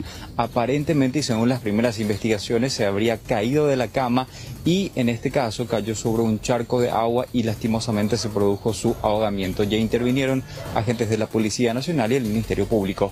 El procedimiento fiscal vino a verificar un hecho de, en realidad hablamos de un fallecimiento de un recién nacido de 3 meses. En circunstancias un poco llamativas, por decirlo así, porque hubo una asfixia del niño. O sea, según la madre le encontró al costado de la cama, donde, no sé si se fija, hay un desnivel en el terreno, entonces como que hay un torrente de agua que cruza en la vivienda misma, y según la misma, esa agua hizo que el bebé caiga boca abajo y se haya asfixiado, ¿verdad? Se haya ahogado, ¿verdad? ¿Un bebé de cuántos meses? De 3 meses. ¿El hecho se habría dado esta madrugada? Así es, así es. Ahora se determinó con certeza la causa de muerte y quedamos en analizar otros componentes de un probable hecho de negligencia, ¿verdad? En cuanto al cuidado, la atención de este niño durante el transcurso de la noche, ¿verdad? En relación a los padres, ¿qué se dispuso? Nosotros por el momento solamente pedimos que comparezcan al Ministerio Público. Justamente una vez que evaluemos otros elementos, hemos citado también a otras personas para que puedan declarar de lo que ellos escuchaban durante esta madrugada. Creo que estuvieron hasta las 4 de la mañana, cosas así, los padres fuera de la casa. Entonces esos aspectos nosotros tenemos que verificar y luego decidir sobre una probable imputación eventualmente, si es que corresponde y amerita un homicidio culposo, ¿verdad? Con uno de los componentes de la culpa, que sería la negligencia, ¿verdad? O la imprudencia por haberle dejado, si es que fue así, ¿verdad? Solo al recién nacido, ¿verdad? La abuela del bebé fue una de las primeras testigos quien llegó hasta el lugar y trató de realizar los primeros auxilios a la víctima. Lastimosamente ya no pudo reaccionar. Los padres fueron trasladados hasta una unidad policial para mayor averiguación y están sometidos al proceso. La verdad que no tengo tanto que decirle porque yo no vivo con ellos, vivo al otro extremo, sobre la ruta la Fáltica. Me llamó mi hijo a la mañana temprano diciéndome que, o sea, simplemente me dijo mamá 2 veces, Tobías. Ahí yo ya le dije qué pasó y me cortó el teléfono. Vine y le encontré ya al bebé sin vida. Traté de hacerle los primeros auxilios, pero ya no hubo caso. ¿En qué lugar le encontró el bebecito, señor? Ya en el brazo de la mamá. ¿Y se percataron del hecho ya a la madrugada? Sí, ya creo que ya le encontraron sin signo de vida. No tengo más datos para ofrecerle. ¿Y se pusieron completamente a disposición de la justicia? Sí, yo lo primero que fue llamé a la policía. Después ya empezó a surgir todo lo que ya están viendo. La unidad fiscal interviniente de la ciudad de Ñemby continuará con las investigaciones y se van a realizar varias pericias para determinar la culpabilidad o no de los padres.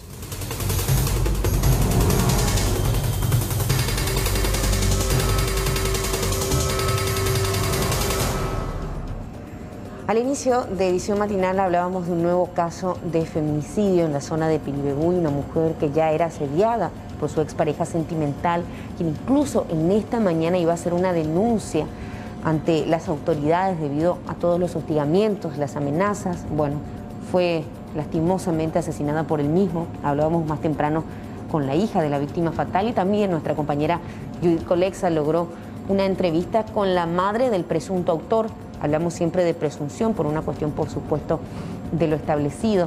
Según también el testimonio de la hija de la víctima, el hombre habría intentado autoeliminarse, sin embargo se encuentra en buenas condiciones. Vamos a compartir con ustedes, ¿les parece?, la entrevista que lograba Judith un poco más temprano.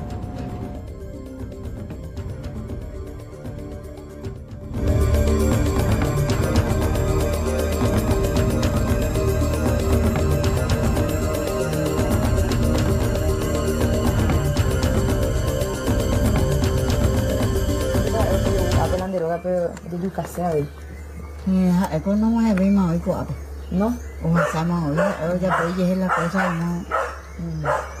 Pero ¿qué cosa bastante le voy a dibujar? No, no. No, por todos lados la bueno, ya es la cosa. Pero hay que poner un día, hay que tener. Por el día. Hay que darle problema, cuando aceptar el fin de la relación, darle problema. No, por el pongo la viejo otro. Hoy cosé la familia cuera, a joven da recuerda a pobre con una caña o de otro país se va a maltratar se ve en palabras.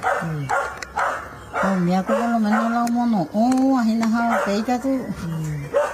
Señor, si es por mí que no va a hacer, porque yo soy una madre, yo no le voy a decir a mi hijo que se vaya a prender fuego y que se eche ahí. Claro, pero hay pelado ya potaja. No, cosa que no esperamos porque él vino acá a llevar para la cena con su hijo y se fue otra vez y me dijo, sí, por ahí viene, ella va a venir a dormir acá. Él vive con nosotros, duerme acá. ¿Cierto que cuando una zanahoria vive la Claudia de Jaime? No. Mira, macana, porque algo y su pela no pena ir a moverse la familia fuera o la familia fuera no pena ahí hacer la esto ya por la vida y allá, pero a lo mejor la otra no quiere, pues no recibe seis sobre la familia fuera, pues te deja por la familia fuera la va a dedicar a Curibe, ¿vale? Es un jornalero. Gracias, Mateoña. Bueno, a ustedes también. ¿Qué tal, señora? Buen día. ¿Vos sos la hermana de...? Sí, yo soy la hermana de Comercio. Y yo la que le cuido a mi papá y a mi mamá. Y yo siempre estoy acá. Sí. ¿Cómo le toma usted esta decisión de tu hermano? Demasiado mal. Estamos aterradas, estamos en shock. No, todavía no me estoy recuperando. ¿No pueden creer que él haya tomado esta decisión? No puedo creer. No puedo creer. Sí, porque muy cerca de cerquísima y nosotros sabemos lo que ellos están en peleas y él tiene demasiado celo de su familia y de su esposa. Él viene y se va. Cuando está su señora igual nomás se va a tomar tereré, mate y así, pero siempre ellos se pelean porque la señora ya no quiere más lo que mi hermano llegue ahí. Cuando ella, hace poco nos dijo él que le dijo a la señora, mañana picola de lluvia. A Emanela ni ve más agua la años y na cuave lluvia. Eso va a ayudar con la familia cuando vayan de ruan, según no va a molestar y más de bebé. Un pez y ma hoy y me mueve peape Erika ve y ma hoy se ve la pequeña core lo ya puana o yo la cosa porque no yo entiende ve más endo es como atajando ella se la oga ella la me mueve yo ve la me mueve y como mañana de usan da ya hainde su vieja ella se ve la oga yo ve allá ella se ve la y familia allá handeña ella su vieja yo pero hoy no la pequeña ore de alejamiento sí hoy hace la ore de alejamiento porque o repetir ya la UPA ka ueve no waheya UPB pero ja ela sai me ja o juego la ita ja ave no ka uy sai etem ja la en discusión hoy la y ja va a darle la ela ita ura mira 3 años ja o weruko ave mamá di ave ja hoy se ve ja o guan la comida mía o ja leche y vayetere ni cabe dan orego no y me bien y más vendía ya orego se llama ego ore pejengo hermano pero orendo justifica yo ver sí gracias Antonia bueno voy con la de casa seguridad pero ya sí. Bueno, vamos a seguir este caso con Judith Colexa, que sigue muy de cerca todos los avances por parte de las autoridades nacionales. Jornada inestable, 24 grados la temperatura, reiteramos la máxima para hoy es de 32, día con mucha humedad, así que a cuidarse mucho y a tomar los recaudos. El número de WhatsApp siempre habilitado para sus mensajes. Se acerca una fecha muy especial, en vivo y en directo desde diferentes puntos. Tomamos la señal a esta hora de Blanca López, quien ya está trabajando nuevamente aquí con todos los detalles en edición matinal. Blanca, ¿cuáles son las novedades? Seguimos investigando en relación al caso de la muerte, el hallazgo del cuerpo de esta joven en la zona de Valle Apualambaré. Es un crimen prácticamente ya esclarecido, de acuerdo a lo que se tiene por los operativos que se realizaron el sábado, pero ahora, si tenemos al aire, la producción me avisa, tenemos la motocicleta, comisario. Sí, justamente después de la aprehensión del Uber, quien fue a buscarle a la víctima, pudimos llegar hasta el lugar donde este Uber le había dejado y allanamos el día sábado. El día sábado cuando allanamos, ella dijo que efectivamente la víctima estuvo en el lugar y que se estaba drogando, perdió el equilibrio, se cae y se rompe la cabeza y después se empezó a sentir mal y al amanecer fallece. Una vez se asustó cuando vio que ya no tenía signo de vida, esperó que sea a la noche que llegue la oscuridad y a las 10 de la noche indica ella misma de que en esta motocicleta le transporta y se va y le tira de ahí a más o menos 9 cuadras. Sol, ¿me confirmás si tenemos la imagen al aire y nos va a explicar, de acuerdo al fotograma también, qué es lo que vemos? Compartimos las imágenes. La víctima estaba en el frente. Bueno, o sea, partiendo de la base de que ella toma el Uber y que detectamos que este vehículo está acá a mi espalda, que es un Kia tipo Río color gris, fue el que le llevó hasta su casa. Hace una llamada, sale, le recibe una dama, eso indicó el Uber. Después allanamos y ahí encontramos esta motocicleta, quien está prendida indica de que en este vehículo, en esta motocicleta le habían llevado hasta el lugar donde fue abandonada. Bueno, pero ella dice, Cintia Carolina Riveros dice que ella no le mató, fue...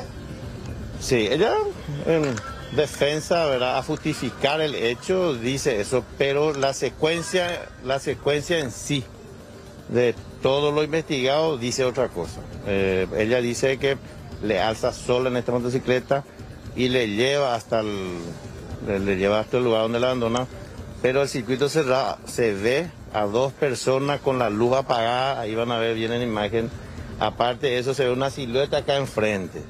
También la posición del cuerpo se ve de que los brazos, la finada tenía dentro, en la forma, o sea, hacia atrás dentro de del jean que tenía puesto.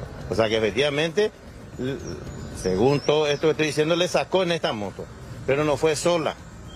Pero está también el diagnóstico médico que no coincide con lo que ella dice. Hundimiento de cráneo tiene la víctima, que al caerse es muy difícil de que tenga ese diagnóstico según el médico forense que le realizó la autopsia. Vamos a intentar hablar con Cintia. Cintia, queremos saber tu verdad también en relación a lo que pasó. Hernán, vamos a hacer la imagen desde lejos. Cintia, ¿qué puedes decirnos vos en relación a lo que ocurrió? Tu versión. Ella se fue en casa, estaba consumiendo cocaína y se cayó. Y yo del susto no pude hacer otra cosa. Pero ella se fue en un Uber. Sí, señora. Sí, no le vamos a sacar a la nena. Ella se fue en un Uber. Ella es tu amiga. Sí. Ella se fue a consumir contigo. Yo antes consumía, hoy en día ya no. ¿Y cómo es que ella se fue habiendo consumido? Ella estaba en la casa consumiendo. ¿En tu casa? Sí, señora. ¿Donde vos tenés tu bebé? Sí. O sea que vos no habías consumido y ella estaba consumiendo, estabas vos lúcida. Sí, señora. ¿Y qué pasó, Silvia? Se cayó, comenzó a pasar mal y se cayó de espaldas, se cayó. Yo le dije, te iba a llevar en tu casa o te iba a llevar en emergencia o le iba a llamar a tu novio. Le dije, no, me dijo ella. ¿Mamá? No, mamá. Eso no me pasó. Y mi error es no haber llamado enseguida a la policía para que hagan su... ¿Por qué tomás la decisión de llevarla a tirar en la calle? Por el susto. Por el susto. ¿Pero qué hora más o menos ella dejó de tener signos vitales? Y yo le estaba viendo, estaba bien todavía. Pensé que se quedó dormida. ¿El viernes? Sí. No, sábado de mañana. ¿Sábado? ¿Ella qué hora llega a tu casa? Ella viernes de noche se va a casa, a las 10 de la noche. ¿Su celular estaba conectado todavía cerca de las 6 de la mañana? Estaba todavía en casa. Pero ella se cae ¿a qué hora? Son de las 6, 7 de la mañana, 8 de la mañana poner. 8 de la mañana. ¿Y ahí ya se muere de vos? No sabía, le hice sentar, le levanté, le hice sentar y le dije, vamos, te voy a llevar al hospital o te llevo a tu casa, le dije. O le llamo a tu novio. Ella no quiso ninguna de mis ayudas, ella aceptó. No me decía. Ella tiene 2 entradas en emergencia por sobredosis. ¿En qué momento vos te percatás que ella ya murió? Tarde ya me di cuenta. Pero ¿qué hora más o menos? No sabría decirte la hora exactamente. ¿Qué hora vos te levantaste? ¿Te quedaste dormida vos o te quedaste cuidándole? Y yo me quedé esperando que se mejore para que se vaya a su casa. Y cuando yo le controlaba estaba bien todavía. ¿No sangraba? No, nada no tenía, señora. Nada. Porque yo le puse alcohol, le ofrecí jugo, manzana o algo para que se mejore, le ofrecí. ¿Cómo decidís levantarle en esa motocicleta? De espalda, señora. De espalda, le alzo así, le alzo y le pongo un pie primero y después el otro. Y la mano le pongo acá. ¿Dentro del pantalón? Dentro del pantalón. ¿Y vos manejaste la moto? Sí, señora. ¿Vos elegiste el lugar? Yo me fui así nomás. ¿Estás arrepentido hoy? Yo sí, de corazón, más por su familia y por mi hija. ¿Nadie más te ayudó a alzar? Nadie me ayudó, señora. Yo sola hice, mi hija estaba con su papá en la pieza, señora. Yo soy la culpable de todo. ¿Qué querés pedir? Que vean que yo no le hice daño, que mi error fue no socorrerle nada más, señora. Que averigüen bien, señora. Ese es mi único error. Porque yo no le hice daño, porque yo la apreciaba a ella de corazón. Mi error fue el llevarle y tirarle, señora. Bueno, hablamos con ella, escuchamos su verdad. Coincide Sol con la forma en que fue encontrado el cuerpo. Ella quería dar su versión sobre lo que pasó, pero hay ciertas incongruencias en esta investigación. Un caso difícil, comisario. Un caso atípico. Siempre los casos de homicidio, empezar del hallazgo de cadáver es difícil, categóricamente. Empezar de cero, porque la persona, y ese es lo que no coincidió en primer momento, de que lo que dijo la detenida, de que no encontramos su celular, su cédula y todo el circuito de llamadas está en su zona, o sea, hacia su casa, ¿verdad? No da una dirección exacta, pero tenemos la referencia.